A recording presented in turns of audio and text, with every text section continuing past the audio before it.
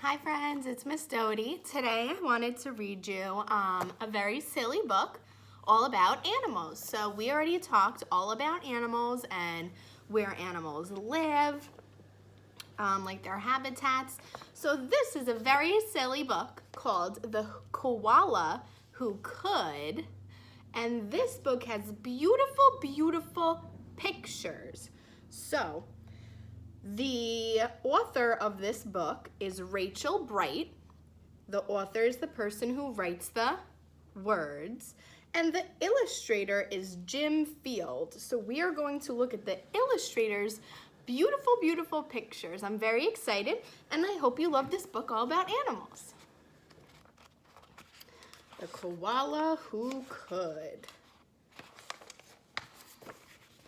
In a wonderful place where the day was just dawning and the breezes blew soft on a warm golden morning, in a place where the creatures ran wild and played free, a koala called Kevin clung to a tree. Do you think that looks like a beautiful place to live? It looks beautiful to me. I love the sun and the waterfall and all the green, green grass and trees. And over here in the corner, we have our koala named Kevin. You can't really see him yet. A nice gray fellow you never would meet, as soft as a soft thing from ear tufts to his feet. His favorite way to relax in the sun was to cling and to nap and to munch a leaf bun. And after all this, well, he'd need a nice rest. So he's very soft. He hangs out in a tree. He eats some leaves. Does he seem very busy to you? He doesn't seem very busy to me. Yes, Kevin liked sticking to what he knows best.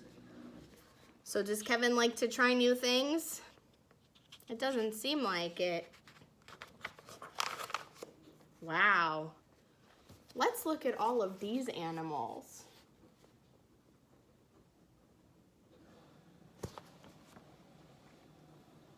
You see, high up was safe since he liked a slow pace, while the ground down below seemed like a frightening place. Too fast and too loud and too big and too strange. Nope. Kevin preferred not to move or not to change. So it seems like Kevin is a little bit scared. Have you ever felt scared before? I think maybe you have. So he clung to his tree as he knew what to do and was never too keen to try anything new. So when the wombat stopped by and shouted one day, "Hey Kevin, why don't you want to come down here and play?" What do you think Kevin's gonna say? Think he's gonna say, "Yeah, I'll come play"? Or you think he's gonna say, "I'm too scared to play"? Let's see. I think I should stay on my plant. I'm a little busy right now. No, I'm sorry, I can't. So he told the wombat no, that he couldn't play. But is he busy doing anything?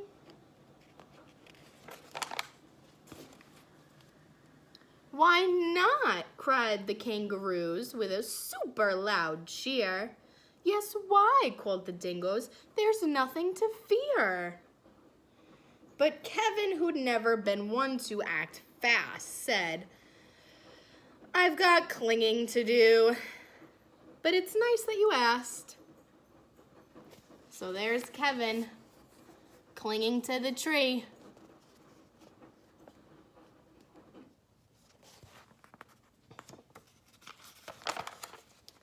As Kevin sat watching them chatter and share, a part of him wished he could join in down there.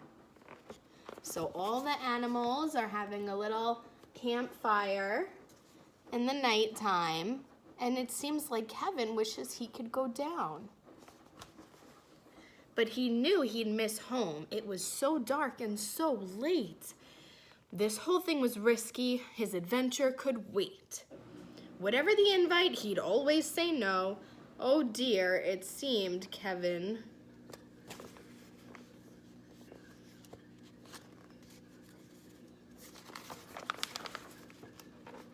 just couldn't let go. So there's Kevin clinging to his tree. He feels a little bit scared and maybe a little bit afraid. But do you think that he should be afraid to leave the tree?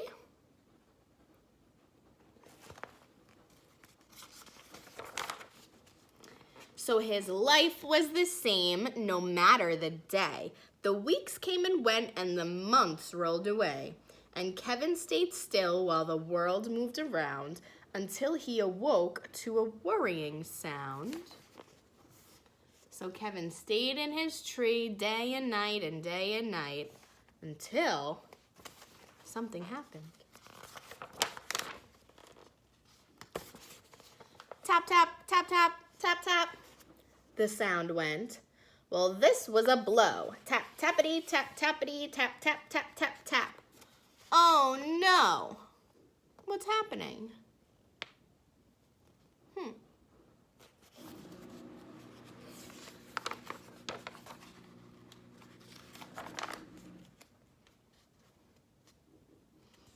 Uncling, the crowd called, which had gathered below. So here's the crowd under Kevin, and this bird is trying to chop down Kevin's tree. Leap and we'll catch you. Just let yourself go. But Kevin was scared. Let go? No, I can't. I won't. Oh dear.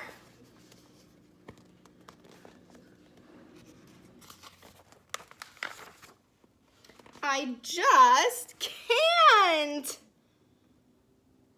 Down came the tree, and with it was bringing crash and a wallop, and Kevin was still clinging.